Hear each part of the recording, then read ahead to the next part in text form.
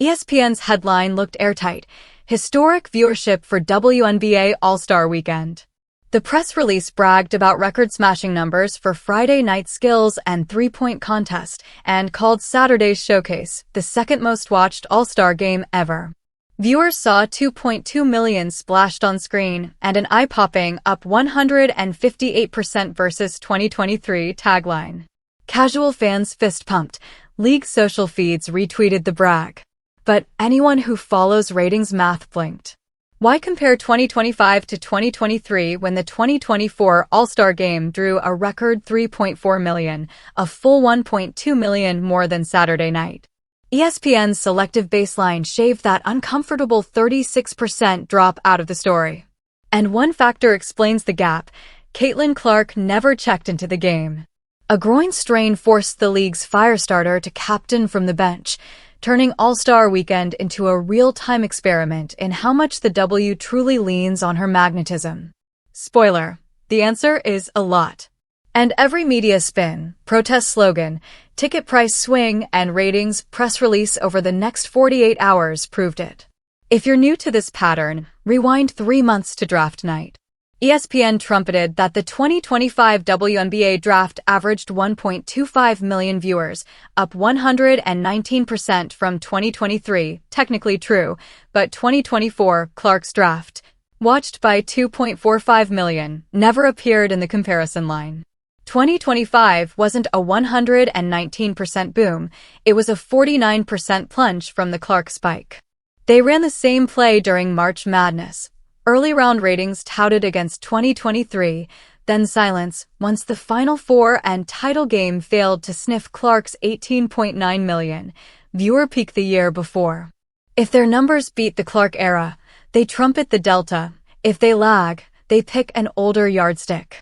Fans on X notice every time and tag it the Clark redaction. Spin can't hide the secondary market. 2 days before tip-off, resale seats for the first Indianapolis All-Star Game in league history averaged $262, highest ever.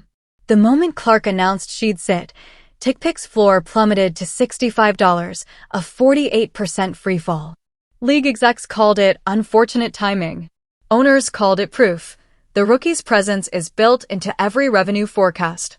Similar drops shadow Clark's regular season absences. Pacers beat writers joke that fever tickets are weather reports: sunny with Caitlain, blizzard without. Players' new eyes were still huge, even without the headliner, so they seized the moment. During warm-ups, every All-Star pulled on black shirts reading, "Pay US what you owe US." The message: the coming CBA fight for revenue share. The optics, bold.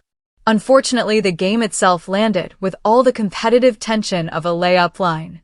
Final score: 151 to 131, defense optional, crowd occasionally checking phones. One local columnist tweeted, "They demanded raises, then produced the worst all-star effort I've ever covered." That contrast mattered because these players were auditioning for a standalone product. Ticket dips and mild TV erosion could have been shrugged off if the product dazzled. Instead, highlight editors cut more yawns than blocks. Let's be crystal. 2.2 million is excellent by WNBA All-Star standards. Only 2024's Clark-powered 3.4 million beats it. Ranking number 2 all-time is a win. But ESPN's press release jammed 2 tricks into one paragraph. Compared to 2023, 1.0 million viewers to generate a headline plus 158%. Branded the result historic while burying the fact that viewership dropped 36% year over year. That framing ignited the Streisand effect. Instead of quietly celebrating number 2, ESPN's spin made Clark's absence the topic across sports talk radio, Reddit threads, and Monday morning podcasts. One YouTuber flashed LeBron's scoring graphic with an asterisk, except the guy who passed him. Same vibe. Postgame, team captain Kelsey Plum poured lighter fluid on the fire. In front of national cameras, she joked that 0 members of Team Clark showed up to the morning protest team meeting. Sabrina Ionescu's wince beside her became the night's free frame meme. Fans heard, blame the injured rookie for missing a 9 a.m. strategy session.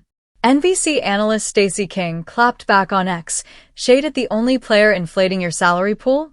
That's Pennywise, league foolish. The clip bounced to 4 million views by breakfast.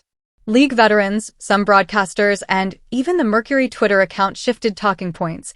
Clark fandom is toxic, racist, or sucking oxygen.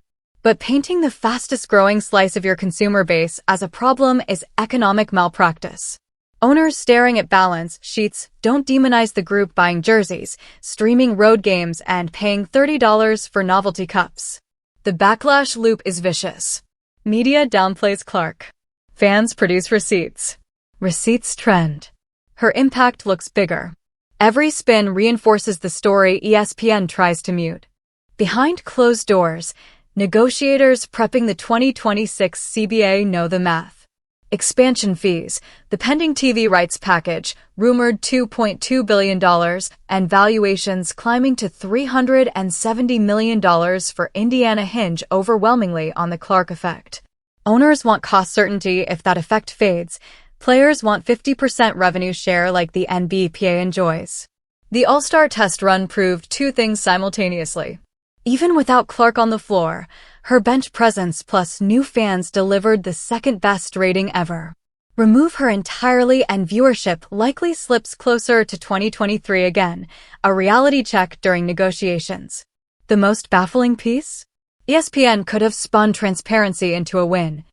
Thanks to Caitlain Clark's arrival in 2024, the WNBA has graduated to a new plateau.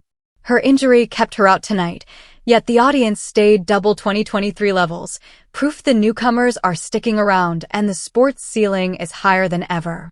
That line celebrates history, credits Clark, thanks newbies, and still frames $2.2 million as a triumph. Instead, the network's half-truths triggered skepticism and turned a solid rating into an authenticity scandal.